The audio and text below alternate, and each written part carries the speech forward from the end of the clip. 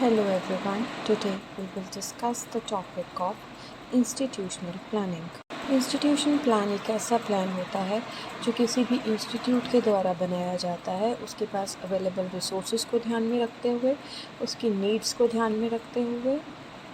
Institutional planning basically किसी भी educational plan का ग्रास रूट लेवल होता है। जब भी इंस्टीट्यूशनल प्लान बनाया जाता है, इसका बेसिक मोटिव क्या होता है? डेवलपमेंट और इम्प्रूवमेंट हो किसी भी एजुकेशनल इंस्टीट्यूशन की, ताकि वो अपने स्टूडेंट्स को बेस्ट दे सके।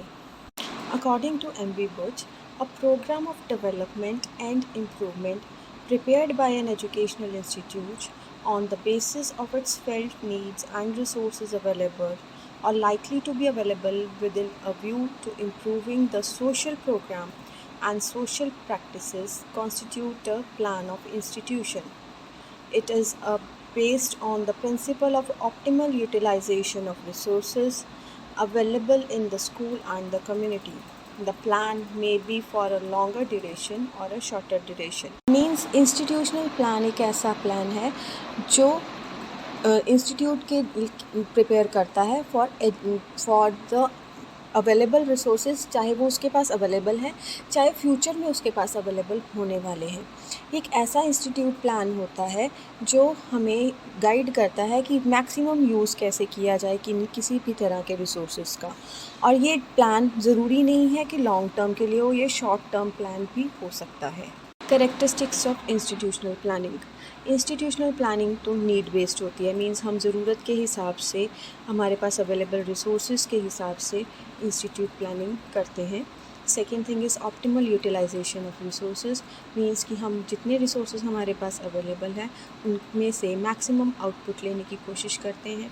ये गोल ओरिएंटेड होती है, मींस पर्टिकुलरली एजुकेशनल ऑब्जेक्टिव्स और गोल्स को ध्यान में रख के बनाई जाती है।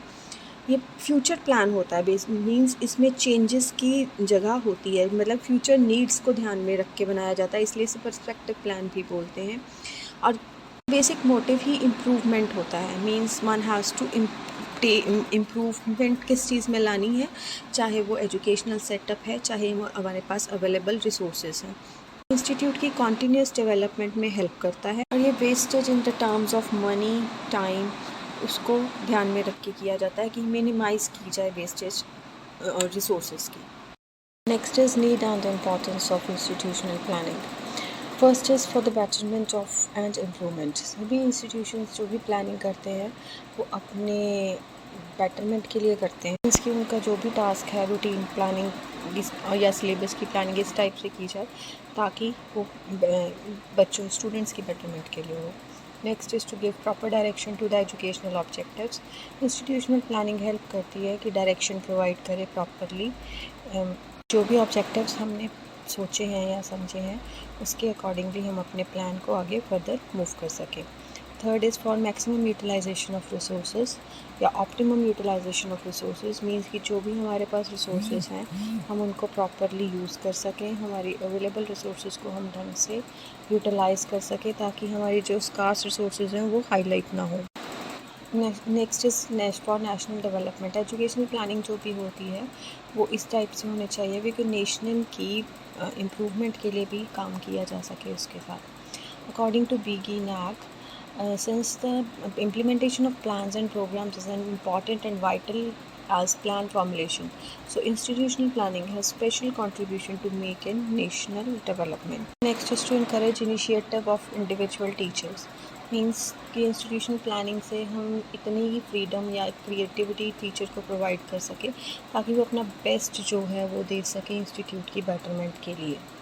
Next is for democratization of the planning. Institutional planning democratizes the process of planning because it takes into confidence the students, the teachers and the parents and the head of institution.